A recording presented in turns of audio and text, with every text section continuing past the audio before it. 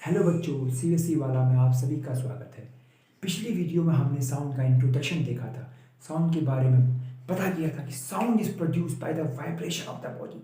जब कोई body vibrate करेगी तभी साउंड प्रोड्यूस होता है। आज की वीडियो में हम जानेंगे रिफ्लेक्शन ऑफ साउंड के बारे में। रिफ्लेक्शन ऑफ साउंड का मतलब है कि जैसे हमने रिफ्लेक्शन ऑफ लाइट में देखते हैं कि किसी सरफेस से अगर लाइट टकरा जाती है तो वापस चली जाती है उसी मीडियम में। तो क्या ऐसे साउंड में होता है? क्या साउंड भी टकरा के वापस आता है? मतलब मैंने कुछ बोला और सामने जो वॉल है इससे जो मैं बोल रहा हूँ वो टकरा कर वापस आएगा, साउंड वेव वापस आएगी टकरा कर। क्या ऐसा होता है? जी बिल्कुल होता है। Reflection of sound.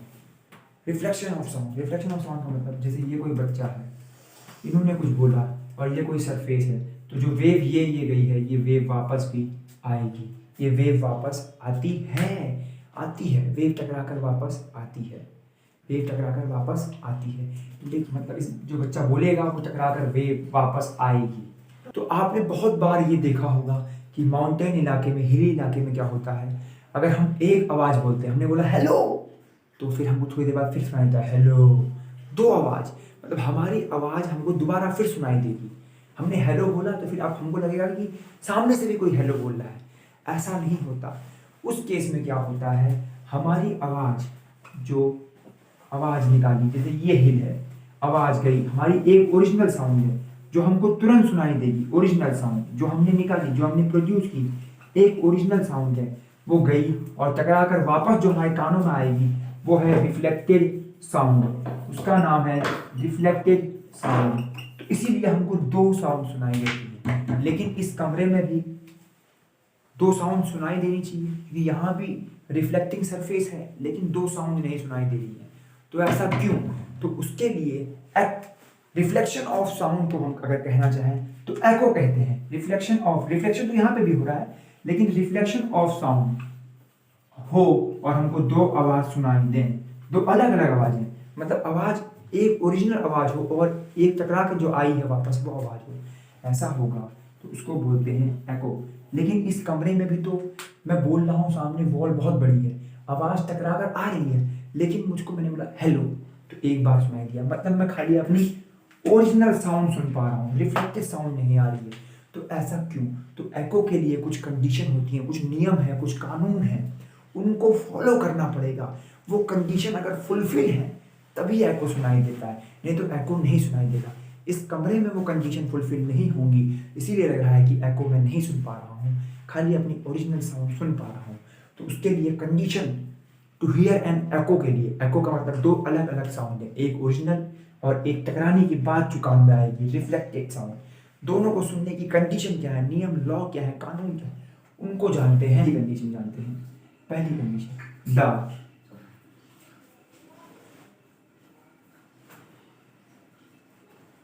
the surface of reflecting particle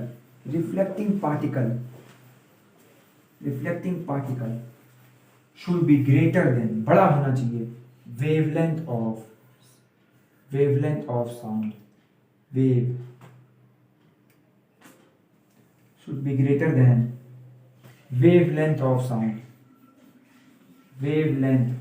sound, wave, sound wave की जो वेवलेंथ है, वेव की जो लेंथ है, उससे बड़ा होना चाहिए रिफ्लेक्टिंग सरफेस। मतलब रिफ्लेक्टिंग सरफेस बड़ा होना चाहिए, बड़ा, छोटा नहीं, बड़ा होना चाहिए। वेवलेंथ ऑफ साउंड वेव, आप समझिए ध्यान से। अगर ये बच्चा खड़ा है, वही माउंटेन की बात कर रहा हूँ, तो माउंटेन के अपोजिट में अगर कोई एक सिंपल स्टोन रखा हुआ है, पत्थर रखा है इतना बड़ा, तो वहां पर इसको एको नहीं सुनाई देता है। लेकिन जब वो अपना मुंह माउंटेन की तरफ मोड़ेगा तभी इसको एको सुनाई देता है। ऐसा क्यों?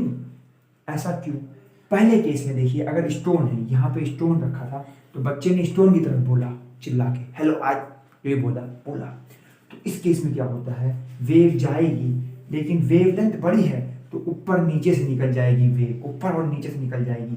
जब ऊपर नीचे से वेव निकल जाएगी तो वेव आगे चली जाएगी, टकरा कर वापस नहीं आ पाएगी। इसीलिए सरफेस क्या होना चाहिए, वेवलेंथ की साइड से बड़ा होना चाहिए, ताकि वेवलेंथ ऊपर और नीचे से ना निकल जाए और इस सरफेस से टकरा ही कर वापस आए और फिर से ये बच्चा सुने, हेलो बोले तो दो हेलो, एक तो ओरिजिनल वाला, एक टकरा कर, तो खुश हो जाए, वाह ये क्या हो रहा है। लेकिन अगर ये स्टोन की तरफ बोलेगा ऐसे मुड़ के, इस डायरेक्शन में, यहाँ पे माउंटेन था, इसने पहले माउंटेन की तरफ बोला तो इसको दो आवाज़ आई, इसने फिर स्टोन की तरफ बोला तो खाली एक ही आवाज़, इसकी ओरिजिनल साउंड जो इसने बोला वही सुन पाएगा। लेकिन फिर माउंटेन की तरफ बोला तो दो आवाज़। तो इसीलिए स्टोन के केस में वेवलेंथ ऊपर नीचे से निकल जाएगी, लेकिन जब यहाँ पर माउंटेन आ जाएगा, क्लिफ आ जाएगा, तो अब देखिए कितनी भी बड़ी वेवलेंथ हो वो निकल नहीं पाएगी और टकरा कर वापस उसको आना पड़ेगा और बच्चा खुश हो जाएगा, उसको दो आवाज़ आएंगी, हेलो, फिर उसके बाद फिर हेलो, खुश हो जाएगा बच्चा। तो पहली कंडीशन ये होनी चाहिए, the surface of reflecting particle is greater than, should be greater than wavelength of sound wave. Sound wave की वेवलेंथ से बड़ा होना चाहिए, पहला कंडीशन। ये पहला नियम कानून है अगर एको सुनना है तो। एक नियम ये है और एक नियम अभी, और दूसरा नियम, दूसरा कानून को जानते हैं। दूसरा कानून क्या कहता है कि अगर आपको एको सुनना है तो कौन सा नियम फॉलो करना पड़ेगा। दूसरा, the intensity of sound wave, the intensity of sound wave should be sufficient।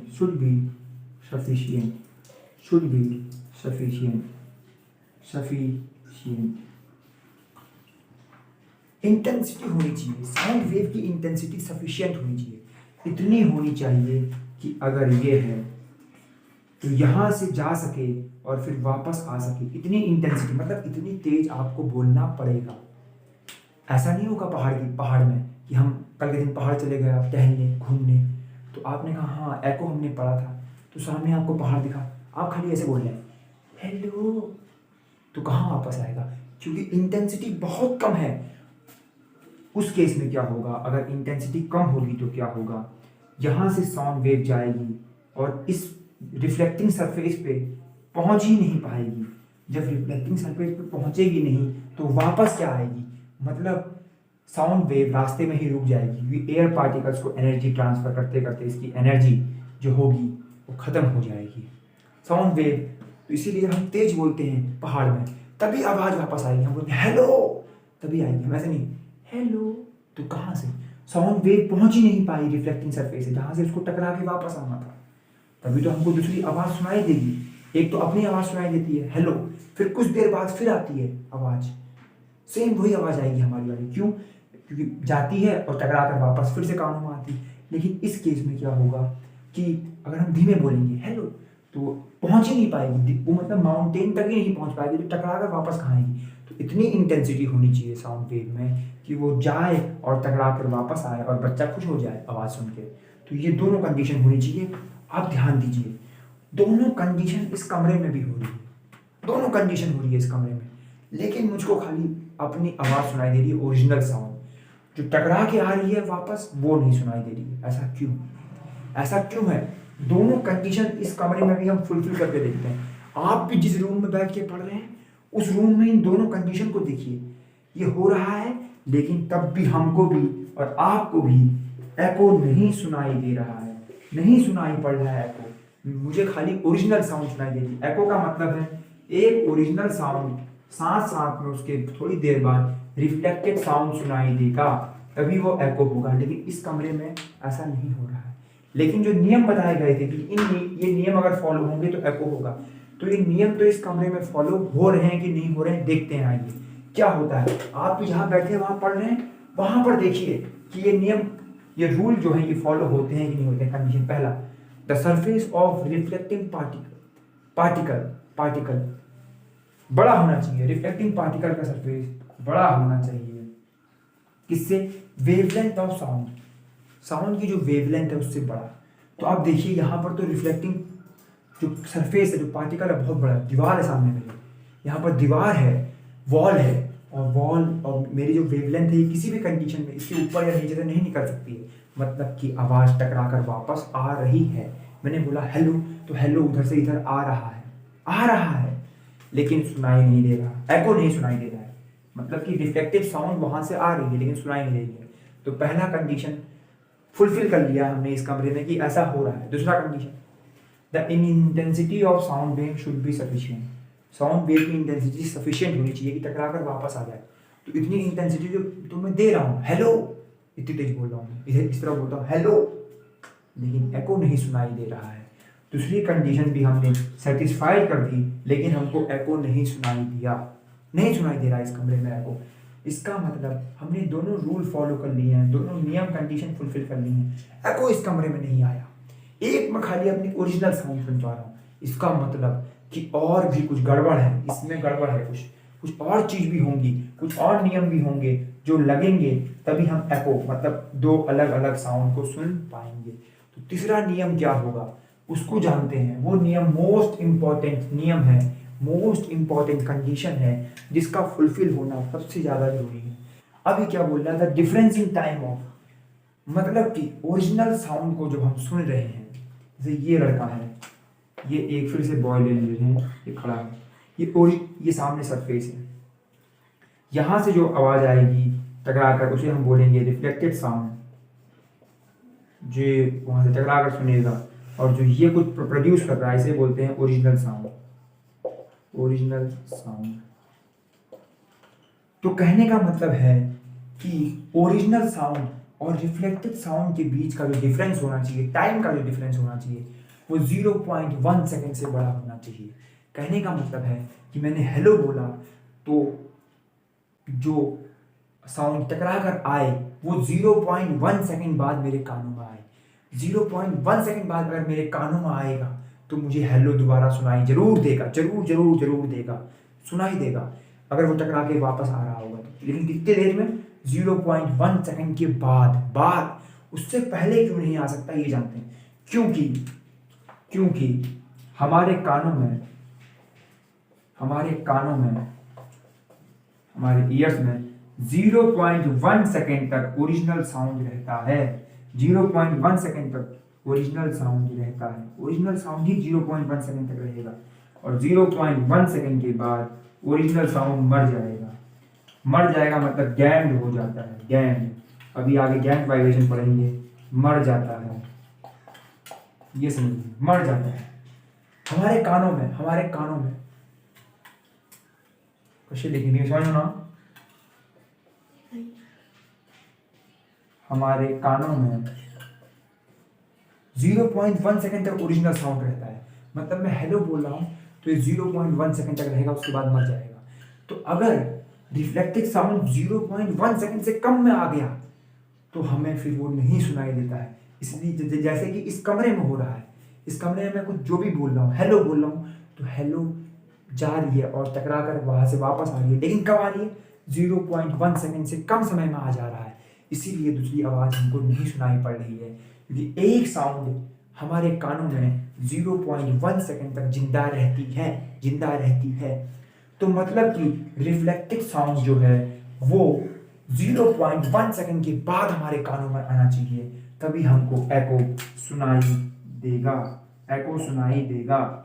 और हमारे कानों में एक साउंड, कोई भी साउंड हो, एक साउंड 0.1 सेकंड तक रहती है। 0.1 सेकंड के बाद वो साउंड मर जाती है।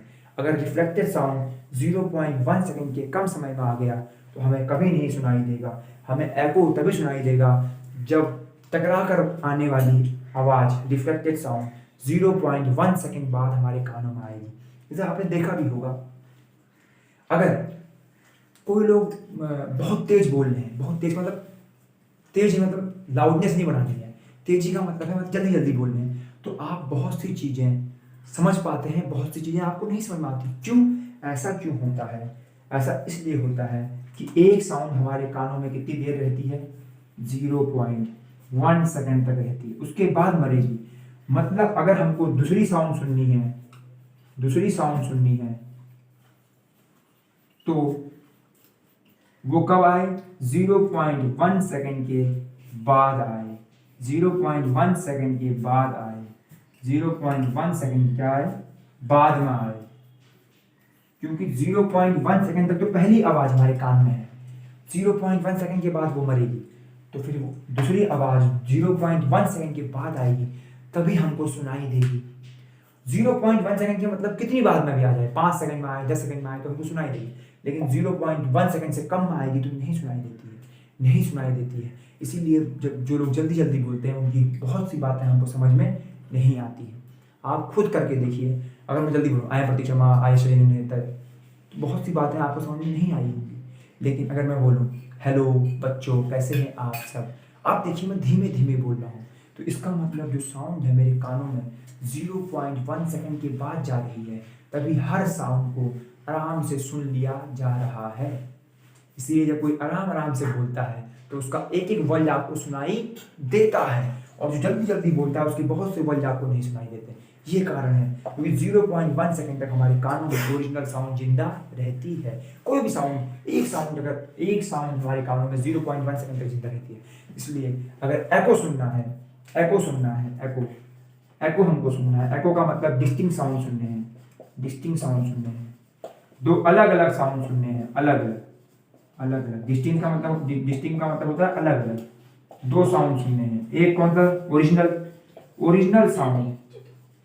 ओरिजिनल साउंड जो हम तुरंत सुनते हैं। ओरिजिनल साउंड कानों में कितनी देर में पहुंचता है? 0 सेकंड में तुरंत पहुंच जाता है। ओरिजिनल साउंड आप खुद करके देखिए, जैसे आप हेलो बोलेंगे तुरंत आपके कान में पहुंच जाएगा, तुरंत मतलब कि आपको पता ही नहीं लगेगा कब पहुंचा। तो ओरिजिनल साउंड कितना टाइम लगाता है कानों में पहुंचने में? 0 सेकंड। और एक होना चाहिए रिफ्लेक्टेड साउंड, एक होना चाहिए जो टकरा के वापस आएगा साउंड, रिफ्लेक्टेड साउंड, वो कब आना चाहिए?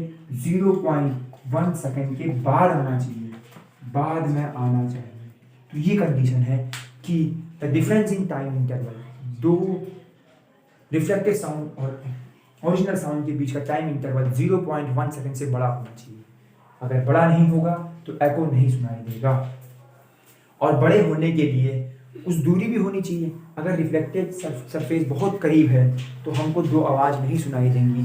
क्यों? क्योंकि वो 0.1 सेकंड में ही रिफ्लेक्टेड साउंड वापस आ जाएगा हमारे कानों में। तो इतना दूर होना चाहिए कि 0.1 सेकंड का समय वो ले, 0.1 सेकंड का समय वो हमसे ले कि हम हमारे कानों तक पहुंचने के लिए। तो ये मेन कंडीशन थी। अब आगे बढ़ते हैं।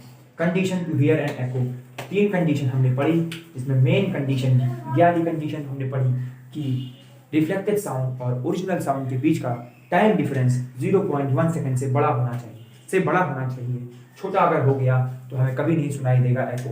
दो डिस्टिंक्ट साउंड हम नहीं सुन पाएंगे, डिस्टिंक्ट साउंड, अलग अलग साउंड हम नहीं सुन पाएंगे। इस कमरे में जैसा हो रहा है, इस कमरे में 0.1 सेकंड से पहले वापस आ जा रही है रिफ्लेक्टेड साउंड। जैसे हमने ओरिजिनल साउंड हेलो बोला तो 0.1 सेकंड से पहले ही जो रिफ्लेक्टेड साउंड है वो भी कानों में आ जा रही है। इसीलिए यहाँ पर हमको एको नहीं सुनाई दे रहा है। एको सुनने के लिए उतनी दूरी भी होनी चाहिए कि उतनी ही देर में वापस आए, उसके बाद वापस आए, इतनी दूरी होनी चाहिए, डिस्टेंस होना चाहिए। डिस्टेंस यहाँ पर नहीं मिल पा रहा है। तो ये कंडीशन थी, 3 कंडीशन थी। पहली कंडीशन की रिफ्लेक्टिंग सरफेस होगी जो जहाँ से टकरा कर वापस आएगी वेव, वो वेवलेंथ से बड़ी होनी चाहिए। अगर वेवलेंथ से बड़ी छोटी हुई तो वेवलेंथ ऊपर नीचे से निकल जाएगी और हमको एको नहीं सुनाई देगा। क्यों? वेवलेंथ आगे निकल गई तो टकरा कर वापस नहीं आएगी, तो कहाँ हम दूसरी आवाज़ सुन पाएंगे। दूसरी कंडीशन थी कि the intensity of sound wave की इंटेंसिटी इतनी होनी चाहिए कि साउंड वेव जाए और रिफ्लेक्टिंग सरफेस से टकरा कर भी वापस आ जाए।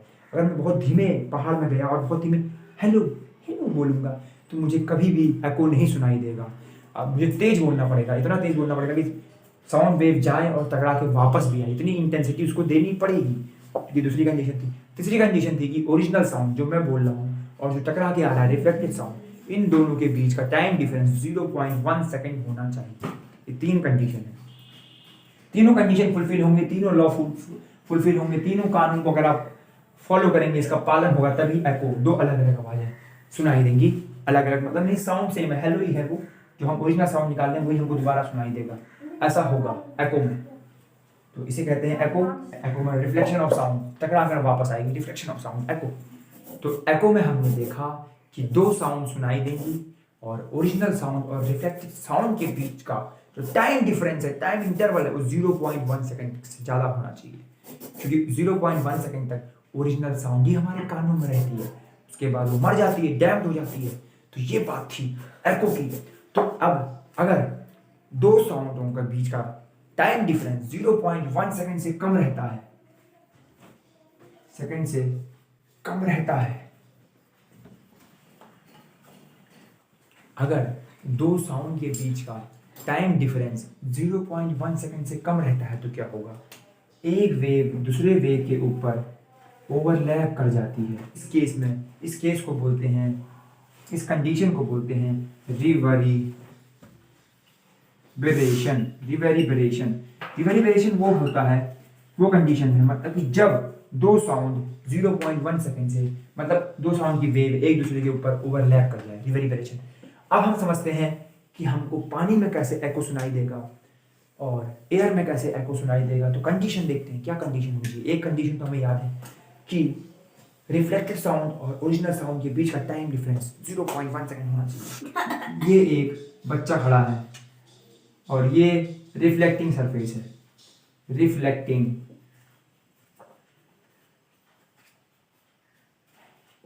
सरफेस, ये रिफ्लेक्टिंग सरफेस है। बच्चा कुछ बोलेगा तो बच्चे और रिफ्लेक्टिंग सरफेस के बीच की दूरी d है। बच्चे और रिफ्लेक्टिंग सरफेस की दूरी है d। अब ध्यान दीजिए, एयर में एको सुनने की कंडीशन है ये। एयर में कैसे एको सुनेंगे, तो speed of sound in air, speed of sound in air, air में साउंड की स्पीड क्या होती है 330 मीटर s-1, लेकिन किसी किसी बुक में 340 मीटर s-1 भी दी रहती है। Speed of sound in air 330 metre per second भी होती है, लेकिन किसी किसी बुक में 340 भी दी रहती है। तो speed of sound in air ये होगी। अब डिस्टेंस कवर बाय ये साउंड, साउंड कितना डिस्टेंस कवर कर रहा है ध्यान से देखिए। पहले यहां से साउंड रिफ्लेक्टिंग सरफेस पे जाएगा तो d, और वापस आएगा तो d, तो कितना डिस्टेंस कवर करेगा 2d। वापस भी तो आएगा टकरा के रिफ्लेक्टेड साउंड, रिफ्लेक्टेड साउंड की बात कर रहा हूँ। ओरिजिनल साउंड तो कहीं नहीं जाएगा, वो तो अपने कानों में जाना जाएगा। ओरिजिनल साउंड जाएगा, ट्रेवल करेगा, लेकिन जो हमें सुनाई दे रहा है ओरिजिनल साउंड वो जाएगा कानों पर है, उसने डिस्टेंस ट्रेवल हमारे ओपिनियन से नहीं किया। तो अब ध्यान देखिए कि जो रिफ्लेक्टेड साउंड होगा वो इधर से d आएगा और जो ओरिजिनल साउंड था वो d गया, तो टोटल डिस्टेंस 2d हो जाएगा। अब तो speed of sound v is equal to d plus d upon t, तो v is equal to 2d by t, और टाइम पीरियड क्या होता है 0.1 सेकेंड। टाइम पीरियड क्या होता है 0.1 सेकेंड। यह हमको पता है कि रिफ्लेक्टेड साउंड और ओरिजिनल साउंड के बीच का टाइम डिफरेंस 0.1 सेकेंड होना चाहिए। वेलोसिटी क्या होती है 340 is equal to 2d upon 0.1। मतलब एयर में अगर हमको एको सुनना है तो रिफ्लेक्टेड सरफेस और जो जहां से साउंड प्रोड्यूस हो रहा है उसके बीच का डिस्टेंस मिनिमम डिस्टेंस है ये, मिनिमम डिस्टेंस याद रखना है। मिनिमम डिस्टेंस 17 मीटर होना ही चाहिए। 17 मीटर होगा तभी 0.1 सेकेंड में आवाज आएगी। तो याद रखिए condition to hear an echo in air, तो उसके लिए डिस्टेंस 17 मीटर मिनिमम डिस्टेंस है। मिनिमम, मैक्सिमम ज़्यादा हो सकता है 20 हो सकता है, लेकिन मिनिमम डिस्टेंस 17 मीटर होगा तभी दो आवाज़ अलग अलग सुनाई देंगी। मतलब 17 मीटर में अगर कोई चीज़ रखी है 17 मीटर दूर तभी अलग अलग सुनाई देंगी, क्योंकि रिफ्लेक्टेड जो साउंड है वो 0.1 सेकेंड बाद तभी आ पाएगा अगर 17 मीटर की दूरी है। तो ये याद होगी condition to hear an echo in air. अब हम condition to hear an echo in water देखते हैं। Condition to hear an echo in water, air में ये कंडीशन है अगर एको हमको जो डिस्टिंक्ट साउंड सुननी है वाटर में तो क्या करना होगा।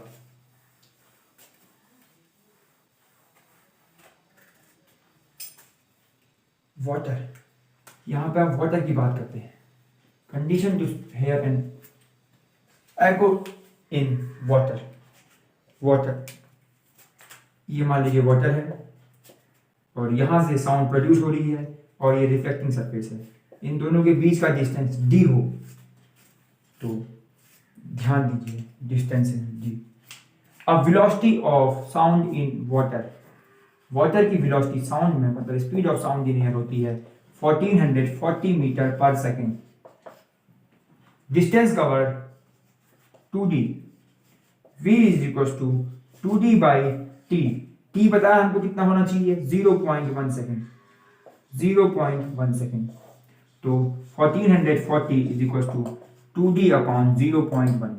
तो 2d इज इक्वल टू 1440 इंटू 0.1 upon d is equal to 1440 इंटू 0.1 अपॉन 2 2 7 जा 14 2 2 जा 4 तो 72 मीटर 72 मीटर मतलब अगर वाटर में हमको मिनिमम डिस्टेंस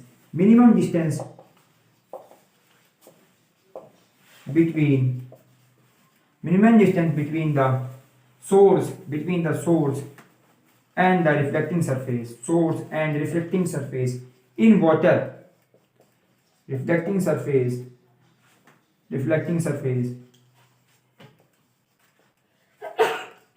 in water कितना होना चाहिए 72 मीटर मिनिमम है ये मिनिमम अगर 72 मीटर से जैसे 65 मीटर पे रिफ्लेक्टिंग सरफेस है तो हमको एको नहीं सुनाई देगा 55 पे है नहीं सुनाई देगा 45 पे है नहीं सुनाई देगा कितनी दूरी होनी चाहिए 72 मीटर की दूरी होनी चाहिए मिनिमम डिस्टेंस तो condition to hear an echo in water इससे पहले हमने condition of to hear an echo in air देखा था उसमें 17 मीटर की मिनिमम दूरी 17 मीटर होनी चाहिए तभी एको सुनाई देगा यहाँ पर मिनिमम दूरी होनी चाहिए 72 मीटर वाटर में तो ये एको है अब हम जानेंगे एप्लीकेशन ऑफ एको मतलब जो ये एको है ये कहाँ कहाँ अप्लाई होता है पहला साउंड रेंजिंग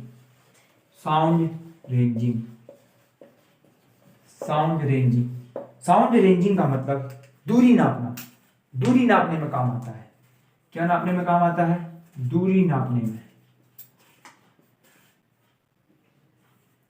ऑब्स्टेकल का पता लगाने में ऑब्स्टेकल का मतलब रिफ्लेक्टिंग सरफेस का पता चल जाएगा तो मतलब ऑब्स्टेकल कितनी दूर है हमको पता चल जाएगा ऑब्स्टेकल का पता लगाने में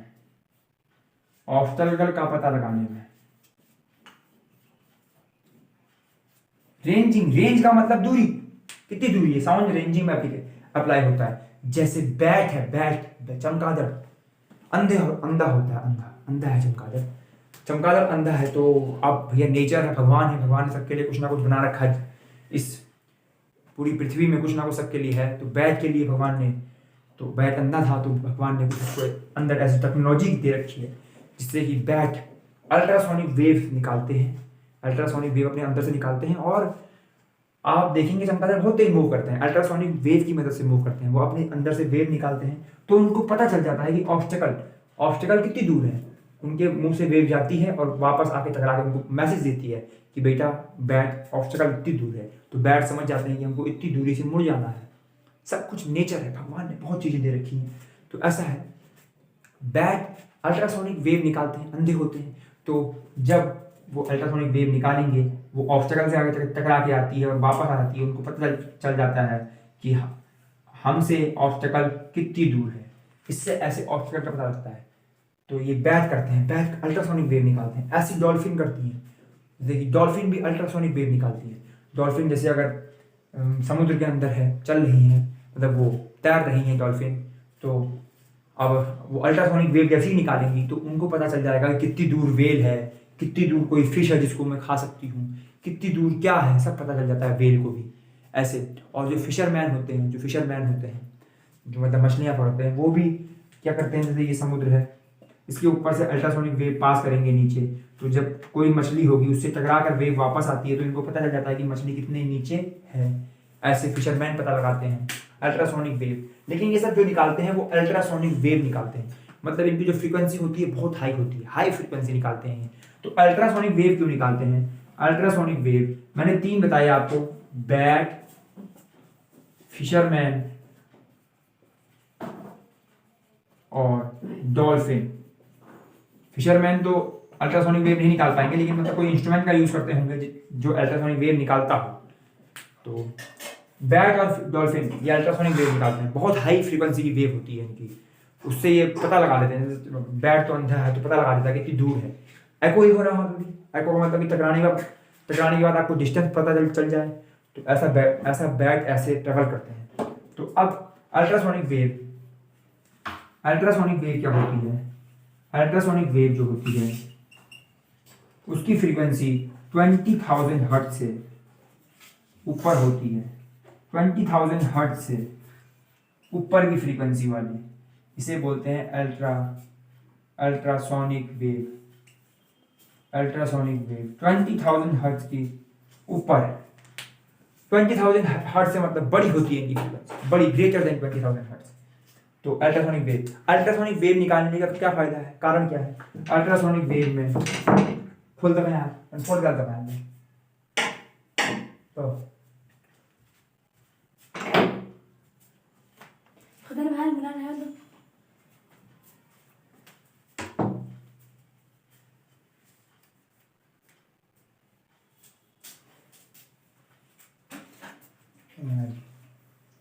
अल्ट्रासोनिक वेव में क्या होता है, फ्रीक्वेंसी हाई है, 20,000 हर्ट्ज है।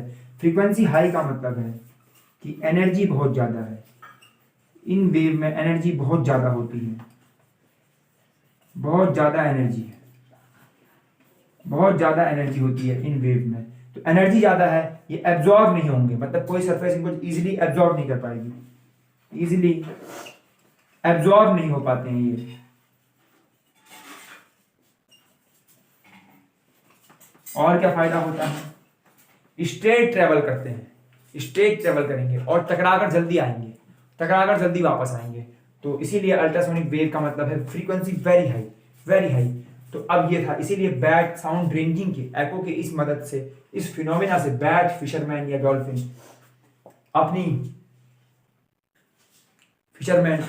अपना शिकार खोजते हैं, डॉल्फिन भी शिकार खोजती है या पता लगाती है कि कौन कितना दूर है। और साथ ही साथ बैट जो होते हैं वो ट्रेवल करते हैं, ये अल्ट्रासोनिक वेव निकालते हैं अपने अंदर से। अब आगे जानते हैं कि फ्रीक्वेंसी के बेसिस पर साउंड कितने पार्ट में डिवाइड है।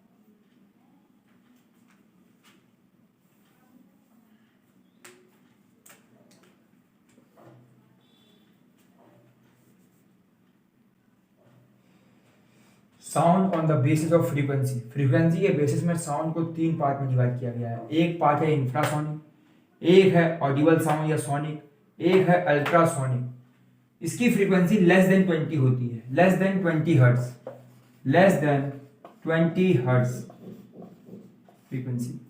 सोनिक या ऑडिबल जो हम लोग सुन सकते हैं उसकी फ्रीक्वेंसी होती है 20 hertz to 20,000 hertz, 20 hertz to 20,000 hertz.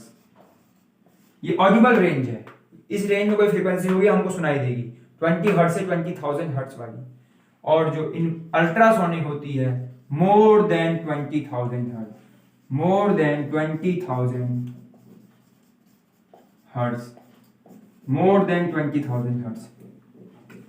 ना हम इंफ्रासोनिक सुन सकते हैं, ना हम अल्ट्रासोनिक सुन सकते हैं, क्योंकि हमारी रेंज क्या है, 20 हर्ट्ज से 20,000 हर्ट्ज वाली। ऑडिबल साउंड या सोनिक साउंड है ये, इसको हम सुन सकते हैं, ना इंफ्रासोनिक सुन पाएंगे ना अल्ट्रासोनिक सुन पाएंगे। अल्ट्रासोनिक कौन निकालते हैं? बैट्स, डॉल्फिन, तो ये अल्ट्रासोनिक निकालते हैं। ऑडिबल और सोनिक हमारे लिए है जो हमको ऑडिबल है, जो हम सुन सकते हैं। तो ये साउंड फ्रीक्वेंसी के बेसिस में 3 पार्ट्स में डिवाइड हुआ है, इंफ्रासोनिक, सोनिक और अल्ट्रासोनिक। अब अगली एप्लीकेशन समझेंगे एको की, जिसका नाम है सोनार। सोनार नाम है, सोनार इसका फुल फॉर्म होता है sound navigation and ranging, sound navigation and ranging, and ranging. इसमें भी क्या होता है, सी के अंदर जैसे ये शिप है, ये शिप है, इसमें एक सोर्स है जहां से साउंड जा रहा है। साउंड कैसा जाएगा? जो साउंड होगा, जो शिप से निकलेगा वो कैसा निकलेगा? अल्ट्रासाउंड होगा, वो अल्ट्रासोनिक होगी, वो भी उसकी फ्रीक्वेंसी भी बहुत ज्यादा होगी, बहुत ज्यादा अल्ट्रासाउंड निकाला जाता है। और एक होगा रिसीवर, एक होता है रिसीवर, एक होता है रिसीवर। इससे क्या होता है, शिप इससे क्या पता लगाती है? सोनार की मदद से sound navigation and ranging. Navigation का मतलब है कि जैसे बहुत से ऑब्स्टेकल हैं आगे, तो इससे जब सोर्स से अल्ट्रासाउंड जाएगा और टकरा कर वापस आएगा रिसीवर में, तो पता चल जाएगा कितनी दूरी पे यहाँ पे वो है चट्टान है, कितनी दूरी पे यहाँ पे आइसबर्ग है, कितनी दूरी पे। तो ये पूरा मैप बना देते हैं, इसे ही कहते हैं नेविगेशन। इससे ये पूरा मैप बना लेंगे, चारों डायरेक्शन में अगर भेजते रहेंगे तो हर जगह बदल जाएगा कि कहाँ कहाँ ऑब्स्टेकल है। तो इससे इनका एक पूरा मैप बन जाता है, नेविगेट करते हैं इससे। और रेंजिंग का मतलब जैसे कि कितनी दूरी पर है, जैसे यहाँ से कुछ निकला, यहाँ से सोर्स निकला अल्ट्रासोनिक, जिसकी वेव है अल्ट्रासोनिक है, उसकी फ्रीक्वेंसी बहुत ज्यादा है, और यहाँ पे शिप थी और यहाँ पे कोई आइसबर्ग था, ये शिप है, यहाँ कोई आइसबर्ग है, वो गया टकरा के वापस आ गया, तो डिस्टेंस बता देगा कि कितनी दूरी पर ये यहाँ पर आइस की चट्टान कितनी दूरी पर है। उससे पहले ही जो पायलट होगा वो मोड़ लेगा शिप को, और शिप इसी तरह बच जाती है। शिप जो आजकल इसीलिए टकराती नहीं है आइसबर्ग से, वो इस टेक्नोलॉजी की मदद से, जिसका नाम है सोनार, साउंड नेविगेशन एंड रेंजिंग। इसमें भी अल्ट्रासाउंड वेव का इस्तेमाल होता है। पहले के जमाने में सोनार नहीं था, तो इसीलिए टाइटैनिक डूब गई। कब डूबी टाइटैनिक? 12 अप्रैल। और कब डूबी? 1912। बहुतों के कमेंट में ये भी सवाल हो सकते हैं कि टाइटैनिक को क्यों नहीं बचाया गया, इसलिए पहले ही बता दिया कि टाइटैनिक डूब गई थी 1912 में, उसके बाद ये टेक्नोलॉजी आई है। नहीं तो टाइटैनिक भी बच जाती अगर उसके अंदर भी सोनार की टेक्नोलॉजी लगी होती। तो ये भी एक एप्लीकेशन थी एको की। और साथ ही साथ मेडिकल फील्ड में भी एको बहुत काम आता है। एको की मदद से, अल्ट्रासाउंड वेव की मदद से बहुत काम आता है ये मेडिकल फील्ड में ही, मतलब बहुत ही इससे बहुत सी चीज़ों को आसान कर दिया है। जैसे कि एको कार्डियोग्राफी होती है, एको कार्डियोग्राफी, कार्डियो मतलब हार्ट से रिलेटेड, कार्डियोग्राफी। इसमें क्या होता है, हार्ट की इमेज बन के मिल जाती है, हार्ट की इमेज देगा और उसकी कंडीशन बताएगा, मतलब कैसी कंडीशन में हार्ट है आपका, कैसी उसकी फंक्शनिंग है, उसकी फंक्शनिंग बताएगा पूरी हार्ट की। तो कहते हैं एको कराइए। एको का मतलब पूरा नहीं बोलते, वो एको कार्डियोग्राफी होती है, वो एको कार्डियोग्राफी। या होती है अल्ट्रासोनोग्राफी, देखिए नाम से ही आ गया अल्ट्रासोनोग्राफी, अल्ट्रासाउंड से अल्ट्रासाउंड कहते हैं। अल्ट्रासाउंड का ये तो उसका पूरा नाम होता है अल्ट्रासोनोग्राफी। इसमें आपका गॉल ब्लैडर, लीवर, आपकी किडनी और आपका स्टमक, बहुत सी चीजों की अल्ट्रासाउंड वेव अंदर जाएंगी, टकरा के वापस आएंगी, तो उसकी इमेज बन जाती है, उनकी इमेज बना के दे देता है, उनकी फंक्शनिंग पता चल जाती है इससे। तो डॉक्टर पता लगा लेते हैं कि क्या बीमारी है। तो ये होती है अल्ट्रासोनोग्राफी, एकोकार्डियोग्राफी। और साथ साथ अगर समुद्र की गहराई नापनी है तो उसके लिए बोलते हैं एको डेप्थ साउंडिंग। अगर समुद्र की गहराई नापनी है तो उसके लिए बोलते हैं एको डेप्थ साउंडिंग। तो ये सब एप्लीकेशन है एको की। एको यहाँ इस्तेमाल होता है। एको में क्या होता है, साउंड जाके टकरा के रिफ्लेक्टिंग सरफेस से वापस आ जाएगी, उससे दूरी का पता लगेगा। तो एकोकार्डियोग्राफी, अल्ट्रासोनोग्राफी, ये सब मेडिकल फील्ड में यूज होते हैं। और साथ ही साथ अगर समुद्र की गहराई नापनी है उसके लिए एको डेप्थ साउंडिंग। तो ये सब था रिफ्लेक्शन ऑफ साउंड के बारे में, एको के बारे में। वीडियो अच्छी लगी हो तो शेयर जरूर करें। तब तक के लिए जय शंकर, जय महाराज।